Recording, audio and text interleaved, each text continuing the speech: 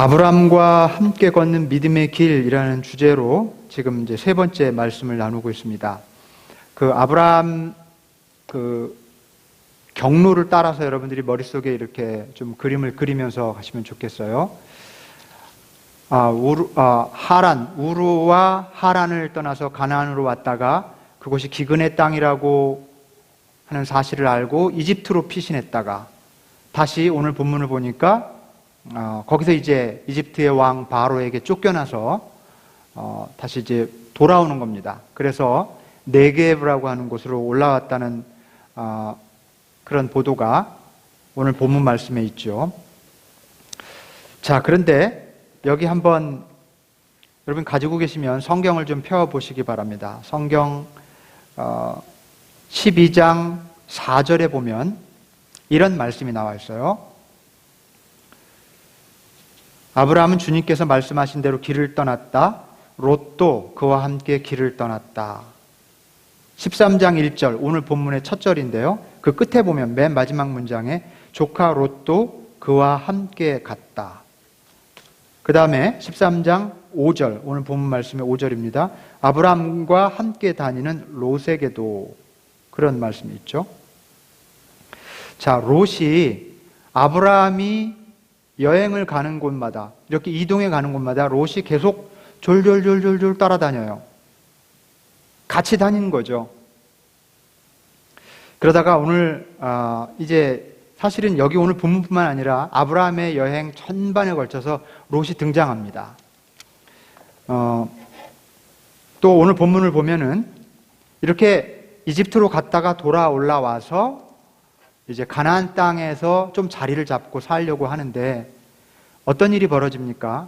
아브라함에게도 재산이 많아지고, 재산이라고 하면 그 당시에는 주로 목축업이기 때문에 양과 염소와 가축대들이고요. 그 가축을 돌보는 일꾼들, 그리고 그걸 지키기 위한 개인적인 사병들, 옛날에는 국가제도나 사회 시스템이 잘 정비되지 않았기 때문에 자기가 재산이 있는 사람들은 자기가 군사들을 이렇게 훈련해서 데리고 있기도 하고 그랬죠. 그런데 이 목자들끼리 같은 친척이니까요. 이 롯의 목자들과 아브라함의 목자들이 서로 이렇게 양을 치다가 다투는 일이 자꾸 벌어지는 겁니다. 그러니까 아브라함이 하루는 롯을 불러다가 높은 곳으로 가서, 롯아, 우리가 이렇게 싸워서 되겠냐? 이제 우리가 좀 나누어서 살아야 되겠다. 네가 선택해라. 그러면 네가 선택하지 않은 곳을 내가 갖겠다. 네가 먼저 선택해라. 그러니까 롯이 이렇게 보니까 요단 동편에 그 요단강 주변이니까요. 강 주변이 항상 옛날에는 비옥했겠죠. 그리고 지금의 그 요르단이라고 하는 나라, 그쪽입니다. 그쪽의 평야가 굉장히 좋아 보였거든요. 지체하지 않고 이쪽을 갖겠습니다. 요단 동편을 택합니다. 거기에는 소돔과 고모라도 있었어요. 과거에는 굉장히 발달했던 도시였고 많은 사람들이 부유하게 살던 곳이죠. 한편 요단 서편은 오늘날의 가나안 땅입니다. 사실 아주 황량하기 그지없는 그런 땅이에요. 그래, 그러니까 그쪽 가서 살아라. 나는 이쪽에서 살겠다. 이렇게 하는 장면이에요. 오늘 우리가 같이 읽은 부분이. 롯이 어떻게 느껴지십니까? 롯. 뭐 이런 사람이 다 있어. 사실은요, 아브라함이 롯을 자기 아들처럼 혹은 동생처럼 데리고 다니는, 조카죠. 고향 땅을 떠날 때부터 계속 같이 데리고 다니면서 재산도 나눠주고 먹고 살게 해주는데 얌체 같은 짓만 해요. 또 어떤 일이 벌어지냐면 뒤에 가서 보시면은 이쪽 지역의 고대에는 뭐 왕국이 잘 형성되어 있지는 않지만 부족 중심의 왕국들이 있었어요. 여러 왕들이 있습니다. 부족마다 왕이 있었으니까요. 근데 이 부족 동맹끼리 전쟁이 벌어지는데요. 이 롯이 살고 있는 요단 동편 쪽에 이 부족 국가가 이 전쟁에서 집니다. 그러면서 포로로 잡혀요, 롯이. 이 소식을 듣고 아브라함이 318명의 자기 개인 군사를 이끌고 가서 구해내죠. 목숨을 걸고 롯을 구해낸 겁니다. 좀 늘 근심덩어리예요. 귀찮게 하는 사람이에요. 나중에 끝부분에 가보면 소돔과 고모라가 멸망한다는 천사의 음성을 듣고 아브라함이 롯 때문에 하나님, 거기에 50명만 있으면 좀 심판을 유예하시겠습니까? 그럼 45명은 어때요? 그래, 45명만 있어도 내가 심판하지 않지. 40명은요? 이런 식으로 하나님과 대화하는 기도, 유명한 기도 아시죠? 롯을 염두에 둔 겁니다. 롯 때문에 하나님을 붙잡고 하나님께 간구했던 거예요. 이 롯이라는 사람, 아브라함에게는 도대체 어떤 사람일까요? 성경을 다 읽어보아도 아브라함의 모든 본문을, 창세기에 있는 본문을 아무리 샅샅이 읽어도 롯 이야기가 왜 들어와 있는지 이유를 알 수가 없어요. 롯이 무슨 대단한 일을 한 사람도 아니고, 아브라함에게 무슨 귀한 일을, 아브라함에 큰 도움이 된 사람도 아니고, 평생 아브라함을 괴롭혔던 사람, 좀 짐이 되었던 사람, 걸림돌이 되었던 사람, 그게 롯입니다. 아브라함에게. 그런데 롯은 아브라함을 떠나지를 않아요. 계속 붙어 다녀요. 절절절절절절 어디를 가든. 여러분, 롯이 누구일까요? 롯은 오늘 우리들에게 이 말씀을 통해서 비추어 볼 때 롯이라고 하는 인물은 우리들의 삶 속에서는 무엇일까? 이렇게 얘기할 수 있을 것입니다. 내 인생을 졸졸졸졸 따라다니면서 힘들게 하는 어떤 존재 혹은 어떤 것, 어떤 삶의 여건, 이게 롯입니다. 얄밉고 이기적인 그리고 거북한 존재 혹은 거북한 어떤 삶의 여건, 여러분 이런 거 있으시죠? 아브라함에게 한 번도 도움이 된 적이 없는 존재, 일생 도움이 되지 않는 인물, 내 삶의 민폐, 걸림돌, 이게 롯이에요. 있을 거예요. 누구의 인생에도 롯은 있습니다. 왜 하나님은 이렇게 우리 삶에, 그리고 아브라함의 삶에 롯을 허락하셨을까? 한번 말씀을 들으시면서 좀 떠올려 보세요. 나에겐 롯이 무엇일까? 어떤 것일까? 누구일까?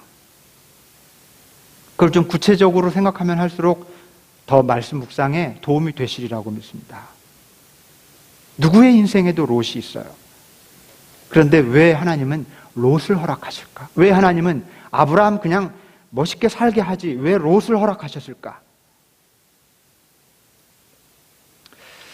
제가 이 얘기 하나를 좀 들려드리고 싶은데, 아마 아시는 분도 많이 계실 거고요, 처음 듣는 분도 계실 텐데, 자폐 수영 선수로 유명한 사람이 있어요. 진호군이라고, 김진호군이라고, 한국에. 벌써 어렸을 때 청소년 시절부터 알려져서 지금은 이제 청년이 됐어요. 20대 초반에. 자폐가 뭔지 아시죠?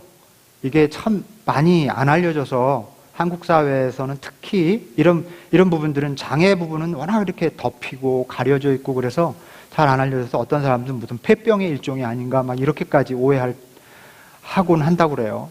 근데 자폐라고 하는 게 일종의 발달 장애죠. 다른 데는 다 멀쩡한데요, 이렇게 자라지 않아요. 여러 가지 면에서 정신적으로 대인관계를 기피하는 현상을 보이고요, 사회적으로 좀 적응을 잘 못하죠. 언어가 그래서 발달하지, 언어 장애가 있어요. 말을 애기처럼 해요, 어른이 돼도. 사회성을 심각하게 결여하는 그런 결과가 주어지죠, 이 자폐증에 걸리면. 이 진호의 엄마가 얘가 발달이 그냥 좀 늦는 줄 알았대요. 그런 경우 많잖아요. 늦지만 나중에 괜찮은. 저도 5살 때까지 말을 못했대요. 근데 이렇게 말하는 직업으로 먹고 살 줄 누가 알았겠습니까? 좀 농담입니다만은. 그러니까 진호 엄마도 얘가 그냥 좀 발달이 늦겠거니. 그런데 얘가 이제 학교를 들어가야 되는 상황이 되는데도 글을 읽고 쓰는 건 고사하고 말을 잘 못하는 거예요. 그리고 엄마 곁을 떠나지를 않는 거예요. 엄마만 붙잡고, 엄마만 없으면 불안해지고 혼자 있고. 그걸 계기로 이 아이가 자폐 환자라는 것을 엄마가 알게 돼요. 그리고 나서 속상한 마음에 엄마가 허구한 날 야단치는 거예요. 너는 왜 그 모양이냐고. 왜 말을 못하냐고. 왜 맨날 구석에 박혀있고 왜 엄마만 따라다니냐고. 그렇게 야단을 치고 몇 가지 원칙을 지켜놓고 세워놓고 안 지키면 회초리를 때리는데 맨날 맞는 거죠. 맨날 맞았대요. 야단치고 소리 지르고 막 감정적으로 아이를 학대하는 수준으로 아이를 사랑하는 마음과 아이를 미워하는 마음이 뒤섞여가지고 애증같이 그렇게 아이를 다뤘다는 거죠. 날마다 울고 불고 크리스찬이기 때문에 하나님께 매달려서 기도하고 인생을 한탄하고 하나님 왜 하필 저런 자식을 나한테 주셨냐고, 왜 나한테 저렇게 쓸모없는 자식을 나한테 주셨냐고, 왜 나한테 이렇게 괴롭히시냐고, 그렇게 매일 원망하면서 울면서 기도하고 그러셨답니다.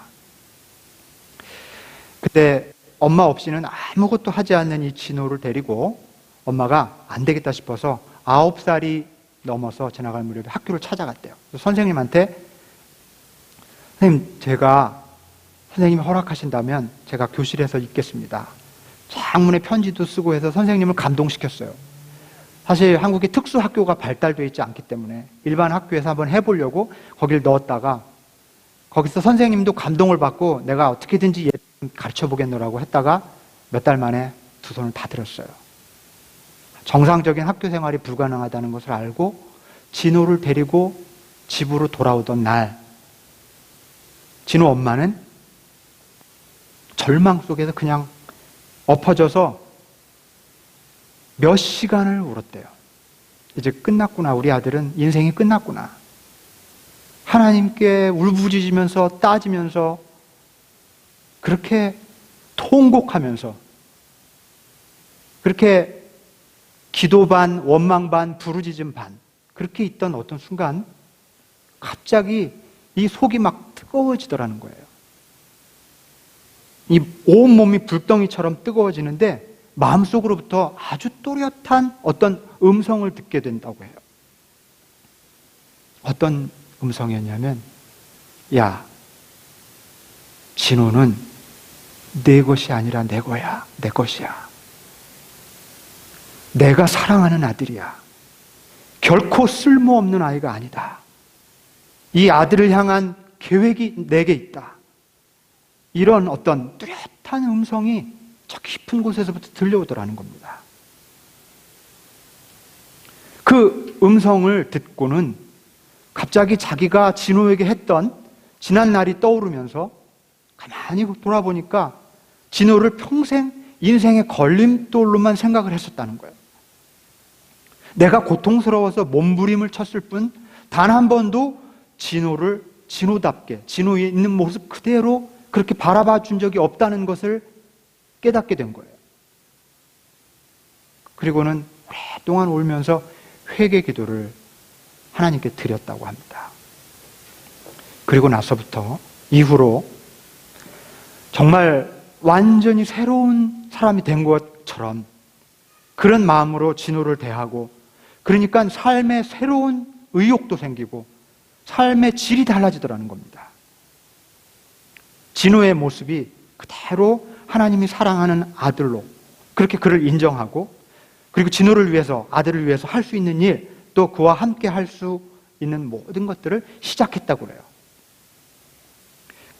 이 아이가 자꾸 이제 건강에 문제가 있으니 혼자 이렇게 있고 움츠리고 있고 그러니까 건강을 위해서 이 아이를 데리고 이제 수영을 시작했답니다.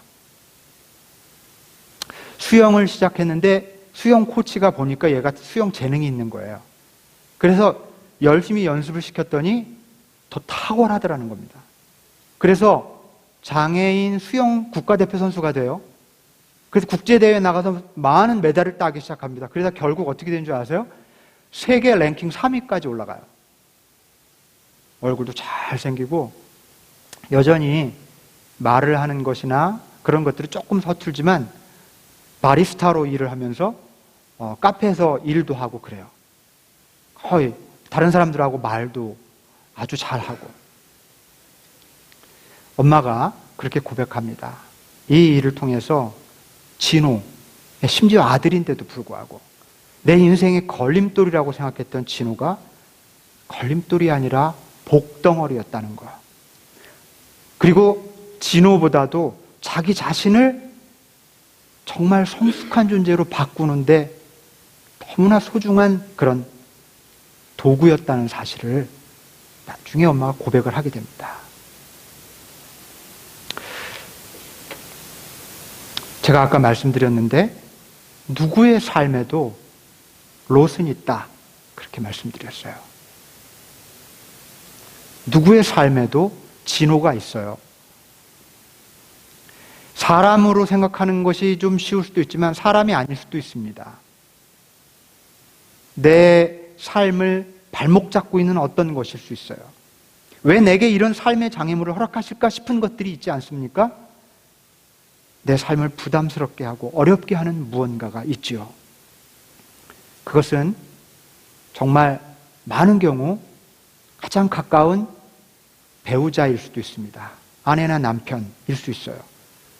또 많은 경우 자녀들이 그럴 롯과 같은 역할을 하기도 합니다. 부모, 형제일 수도 있고요. 가까운 동료일 수도 있습니다. 그리고 심지어는 나 자신일 수도 있습니다. 내 못난 자아, 이게 나의 롯일 수도 있습니다. 그것은 육신의 연약함이나 가난함일 수도 있고요. 어쩔 수 없는 삶의 조건일 수도 있습니다. 이런 거 있지 않습니까, 우리? 내 자신에게 계속 못마땅해요. 난 좀 이렇게 안 살고 싶은데, 이런 모습으로 살고 싶지 않은데, 지금 이때 이런 모습으로 살고 싶어 하지 않는 나가 있고, 그냥 그 모습으로 살고 있는 나가 있죠. 이 나가 진짜 나고요. 이거는 롯이에요. 이렇게 나 자신일 수도 있어요, 롯은. 그런데 아시는 것처럼 졸졸졸졸 따라다녀요. 일생을 따라다녀요. 억지로 떼려야 떨어지지 않아요. 그런 것들은 이상하게도. 그럴 때 어떻게 하는 게 방법이겠습니까? 떼려야 떨어지지 않는 것. 그걸 그냥 내 일부로 받아들이는 거예요.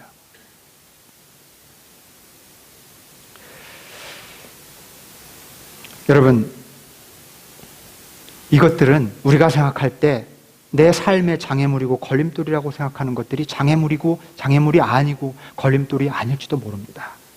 그것은 하나님이 우리에게 주신 선물일지도 모른다는 겁니다. 믿기가 참 어렵죠. 에이, 그게 어떻게 선물이야.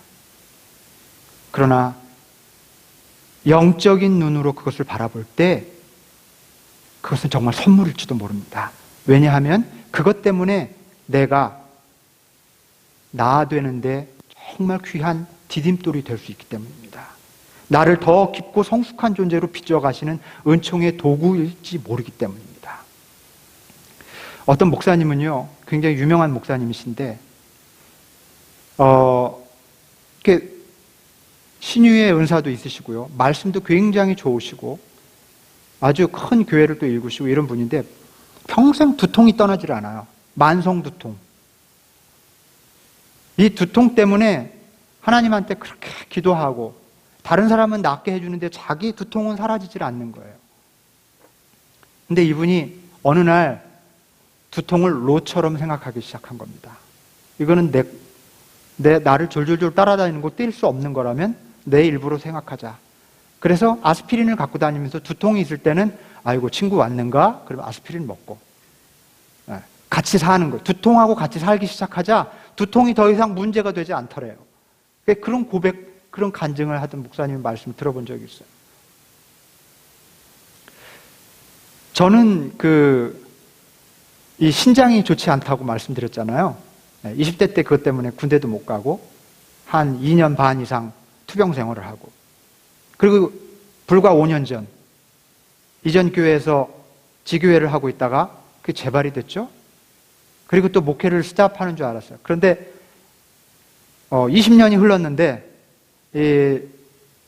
비로소 그런 얘기를 하는 거예요. 지금 이 질환은 완쾌가 되지 않는다. 그리고 재발 가능성이 언제나 있다. 근데 그게 절망이 될 수 있잖아요. 되게 절망스럽잖아요. 한순간에. 내가 이렇게 살아야 된단 말이야, 평생? 이렇게 조심하면서. 그런데 이 약한 신장을 내 친구로, 롯, 졸졸졸졸 내 인생을 따라다니면서 나를 괴롭히고 나를 불안하게 하는 이것을 가지고 살면서 제가 몸을 얼마나 조심하겠습니까? 우리 집사람이 늘 하는 얘기지만 제가 굉장히 오래 살 거예요. 그렇게 조심하니까. 네. 이런 거죠. 여러분에게 여러분의 발목을 잡고 있는 그 걸림돌, 장애물, 일생에 도움되지 않는 어떤 것, 민폐라고 여겨지는 어떤 것, 그걸 그냥 받아들이는 거예요. 친구로, 내 삶의 일부로. 세상 어디에도 이 신앙적인 삶의 자세 밖으로 나가면 이건 정말 어리석은 생각이고 태도예요. 누구도 그렇게 가르치지 않습니다. 그러나 성경은 우리에게 그런 삶을 가르쳐요. 참 세상이 보기엔 어리석은 삶의 태도지만 하나님 앞에서 이것이 얼마나 아름답고 성숙하고 귀한 삶인지. 크리스찬은 그렇게 사는 겁니다. 롯을 떼어버리면서 살려고 하는 게 아니라 롯과 함께 가는 거예요. 아브라함에게 롯은 장애물이나 걸림돌처럼 보이는 축복의 도구였습니다. 롯 없이 아브라함의 이야기는 전개되지 않습니다. 아브라함 믿음의 여행 전체를 놓고 보아서. 그래서 롯이 끊임없이 나오는 거예요. 중요하지도 않고 계속 민폐만 끼치면서. 그러나 그는 민폐가 아니에요.